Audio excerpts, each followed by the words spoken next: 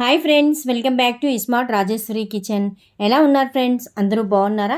ఈరోజు మన ఇంటి రెసిపీ చట్నీ అండి. ఇది రైస్కి కానీ టిఫిన్స్కి కానీ చాలా బాగుంటుంది. సింపుల్గా ఈజీగా ఉదయాన్నే అడావిడి లేకుండా అయిపోతుందండి.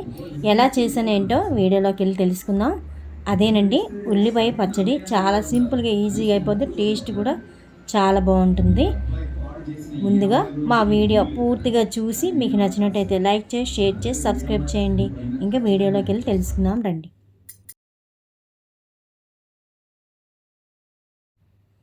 ముందుగా ఒక టమాటీ పండు, 4 ఉల్లిపాయలు, పచ్చిమిర్చి ఒక 15 ఇలా కట్ చేసి ఉంచుకోవాలండి. పచ్చిమిర్చి నేను ఇలాగ ఉంచేసాను.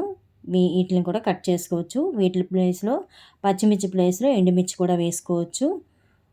తర్వాత స్టవ్ వెలిగించి కళాయి పెట్టి ఆయిల్ వేసుకొని ఆవాలు, జీలకర్ర కొద్దిగా వేసుకోవాలి.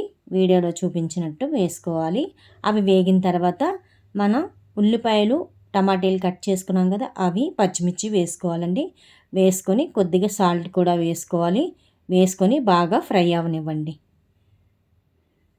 చాలా బాగుంటుందండి. సింపుల్గా ఈజీగా అయిపోద్ది. ఉదయాన్నే హడావిడి లేకుండా టిఫిన్స్కి చట్నీ చాలా బాగుంటుంది. ఇది రైస్కి కూడా వేడి వేడి అన్నంలో కొద్దిగా నెయ్యి వేసుకొని కలుపుకొని తింటే అదిరిపోతుందండి. టేస్ట్ అంత బాగుంటుంది.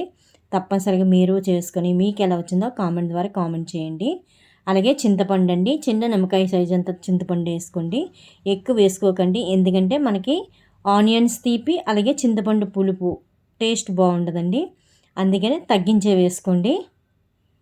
చూసారు కదా, అలాగా మొత్తం చింతపండు, ఉల్లిపాయలు, టమాటీలు అన్నీ ఇలా మగ్గిపోయాయి, చక్కగా ఫ్రై అయ్యాయి అన్నమాట. ఇప్పుడు ఇది చల్లార్చుకొని మిక్సీ పట్టుకోవాలి. చూసారు కదా, మొత్తం అంతా కలిపి మిక్సీ పట్టుకున్నాను. మరి ఎక్కువ మెత్తగా కాకుండా కొద్దిగా ముక్కలు ఉండేటట్టే రుబ్బుకోండి. చూసారా ఎంత బాగుందో? ఇంకంతే ఫ్రెండ్స్, పోపు పెట్టుకుంటే మన ఉల్లిపాయ పచ్చడి రెడీ. సింపుల్గా ఈజీగా అయిపోయింది కదా.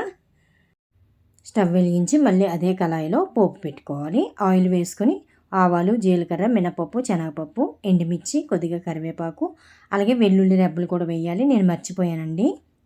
వేసుకొని ఇలాగా వేయించుకోవాలి. పోపు తెలుసు కదా అందరికీ. అలాగా పోపు వేసుకొని పోపు వేగిన తర్వాత మనం నూరుకున్న పచ్చడి వేసేసుకోవాలండి. వేసేసుకొని ఒక్క 2 నిమిషాలు అటు ఇటు కలుపుకొని ఉంచితే మన పచ్చడి రెడీ. చూడండి ఎంత ఎమ్మిగా రెడీ అయిపోయిందో.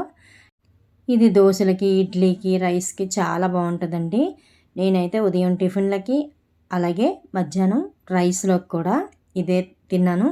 చూడండి సింపుల్గా ఈజీగా 2 నిమిషాల్లో పచ్చడి తయారైపోయింది. మనకి అడావిడి లేకుండా చక్కగా అయిపోతుందండి. టైం లేనప్పుడు ఇలా చేసుకోండి. అలాగే ఇంట్లో కాయగూరలు లేనప్పుడు కూడా సింపుల్గా ఈజీగా చేసుకోవచ్చు ఫ్రెండ్స్. నేను నెయ్యి వేసి అన్నంలో కూడా కలుపుకొని తిన్నాను. సూపర్గా ఉంది. ఇంకా నోట్లో నీళ్ళు ఊరిపోతున్నాయి కదా. ఇంకెందుకు ఆలస్యం, మీరు కూడా ఒకసారి చేసుకొని తిని మీకు ఎలా వచ్చిందో కామెంట్ ద్వారా కామెంట్ చేయండి ఫ్రెండ్స్. ఇంకా మళ్ళీ మంచి వీడియోతో వస్తా friends. Thank you for watching. Bye bye.